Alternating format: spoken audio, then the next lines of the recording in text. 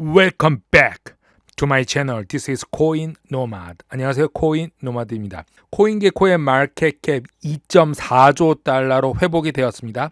비트코인 49,128달러. 자, 회복이 됐죠. 전 트위터 CEO인 잭 도시는 오늘 트위터 답변에서 비트코인이 모든 것을 삼킬 것이다 라고 했습니다. 자, 칼디 B와 잭 도시와의 트위터 대화에서 코인이 달러를 대체할 수 있을 거냐는 대답에 그렇다. 비트코인이 달러 대신에 크립토커런시가 대체할 것이다. 이렇게 말했습니다. 한 달 전 하이퍼 인플레이션이 다가온다고 트윗에 글을 남겼다가 일론 머스크, 마이클 세일러 등이 답변을 달았고 큰 트위터에서 이슈가 됐죠. 캐시 우드는 하이퍼 인플레이션이 오는 것이 아니고 디플레이션이 내년 1, 2월에 올 것이다 라고 반론을 제기하기도 하였죠. 캐시우드는 크립토커런시가 곧 5% 정도 자산으로 인정받아서 50만 달러 이상이 갈 것이다 라고 말했는데 누가 맞은지는 1, 2월, 3월이 되면은 다 결판이 날 것으로 보입니다. 하이퍼 인플레이션이 올 것인가? 디플레이션이 올 것인가?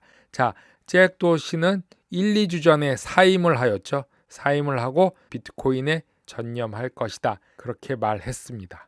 많은 사람들이 알트장이 끝났다.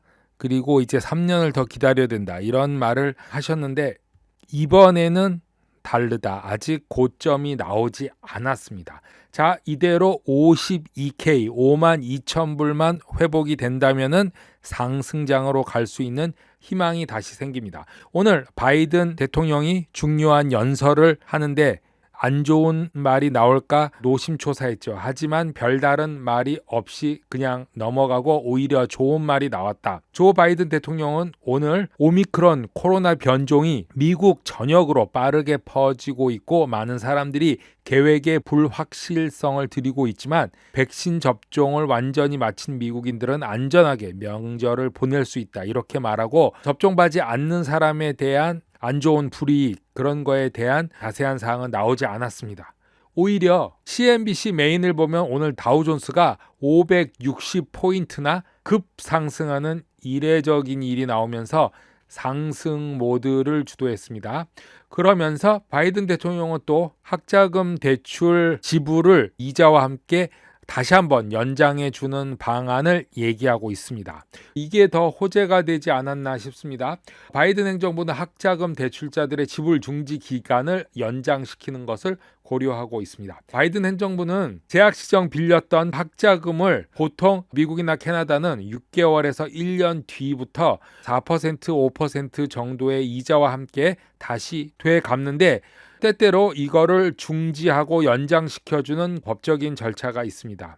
학생들에게는 크나큰 도움이 된다. 그렇게 보고 있습니다. 센티멘트에서 비트코인이 바닥에 근접했는지 여부를 판단하기 위해서 비트코인 트레이더들의 심리를 살펴본다고 합니다. 비트코인 거래자들의 심리가 3개월 만에 최저 수준으로 떨어져서 시장 참여자들이 포기했다.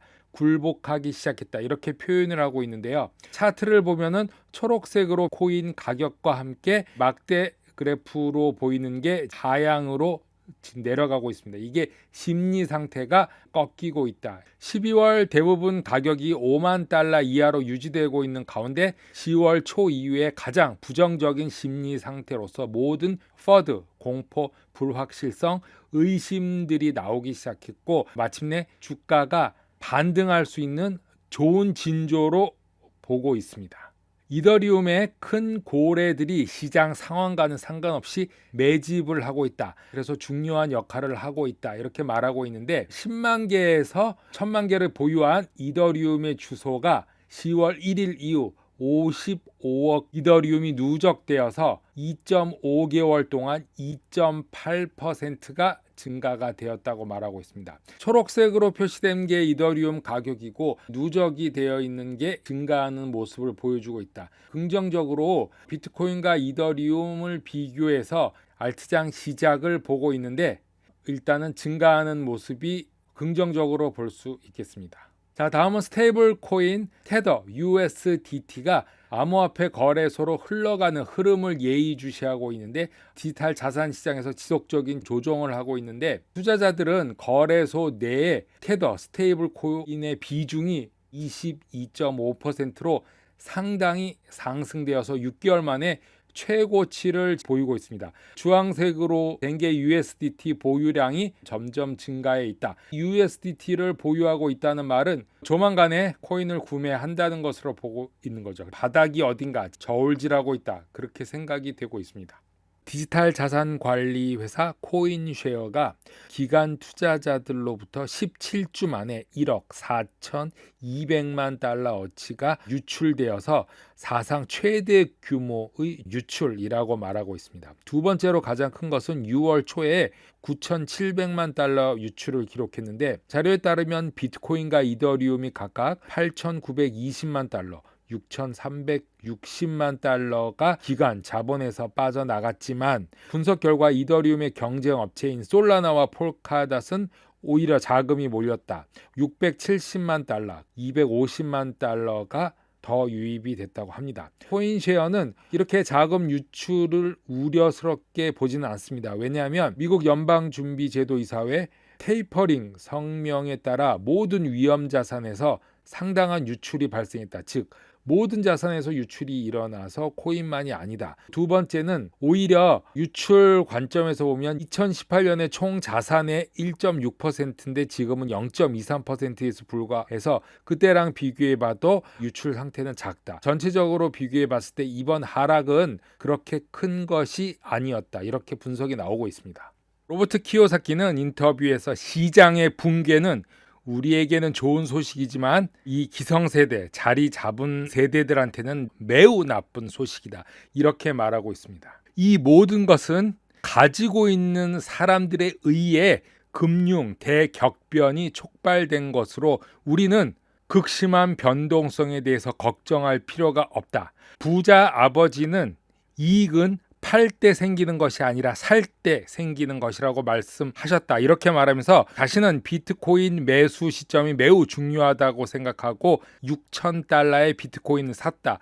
이렇게 말하고 있습니다. 키요사키는 다른 자산에 비해 상대적으로 위험이 전혀 없는 귀금속, 연방준비제도 페드의 금융 시스템 밖에 있는 비트코인과 이더리움을 선호한다. 이렇게 말했습니다. 금과 은은 신의 돈이다. 그리고 금과 은은 상대적으로 위험하지 않고 화학의 주기율표의 원소이기도 하다면서 그 외에 비트코인은 이더리움과 같은 네트워크 시스템으로 연준의 통제 밖에 있는 네트워크 시스템이다 라고 말해서 오늘 이 인터뷰에서 네 가지를 언급했습니다. 금과 은, 비트코인과 이더리움. 지난번 말했던 부동산은 여기에서 빠져 있습니다. 크립토닷컴 거래소가 올해 한 해를 뒤돌아보고 미래 2022년을 예측하는 리서치 연구팀의 리포트가 나왔습니다. 2022년은 특히 한 분야를 중심으로 한 암호화폐 채택을 전망하고 있습니다. 첫째, 암호화폐 수가 2022년 말 10억 명에 이를 것이라고 예측했습니다. 도표를 보면은 292밀리언 사용자가 있는데 이것에 약 3배, 4배 정도에 해당하는 1빌리언 유저가 될 것이다. 4배가 더 늘어날 것이다. 이렇게 예측하고 있습니다.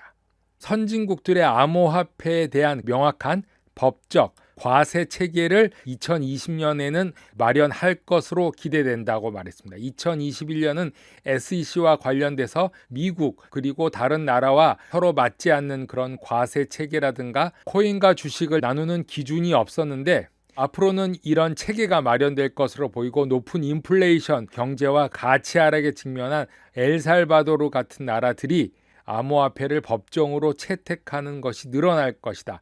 이렇게 보고 있습니다. 최근에 미얀마도 USDT를 법정 화폐로 쓸 것이다. 이렇게 정한 바도 있는데 크립토닷컴 연구팀은 코인이 전통적 금융 포트폴리오의 주요 항목이 될 것이다. 이렇게 예측을 하고 있습니다. 지금까지 물론 많은 사람들이 캐시우드도 5% 정도 포트폴리오가 할당된다면 비트코인이 50만 불이 넘어갈 것이다. 이렇게 말을 했던 것과 같이 크립토닷컴에서 대체 자산 분류에 고정되는 자산이 될 것이다. 항상 금과 같이 포함될 수밖에 없다. 이렇게 보고 있습니다. 올해 처음 암호화폐 ETF가 출범을 했는데요. 비트코인, 이더리움은 올해 초 발키리 ETF 거래소 상장 펀드를 승인받은 것과 같이 도표에서 보시면 알겠지만 2017년 3월 모건 스탠리, 시티그룹, 골드만삭스, JP모건, 뱅크 오브 아메리카 등등이 결제해서 투자에 이르기까지 암호화폐를 통합해서 암호화폐 거래소와의 파트너십이 더욱더 활성화될 것이다. 이렇게 얘기하고 있습니다. 앞으로 게이밍이나 NFT, 그다음에 메타버스가 하나의 한 부분으로서 대규모 암호화폐 채택이 이루어질 것이다. 이렇게 보고 있습니다. 20개에서 30개 정도의 메타버스 코인을 소개시켜 드렸는데 이미 상승한 코인도 있고 상승할 코인도 있습니다. 그리고 사라질 코인도 있기 때문에 그중에 충분한 리서치와 공부를 통해서 자신에게 맞는 코인을 집중적으로 투자하는 2020년이 되기를 바라면서 메타버스 2020년 기하급수적으로 성장해서 NFT, 게임, 온라인 정체성을 통해서 온라인 문화의 진화를 이끌고 암호화폐 채택이 결정될 것이다. 이렇게 예측을 하고 있습니다. 코인노마드 오늘은 여기까지 하겠습니다. 감사합니다.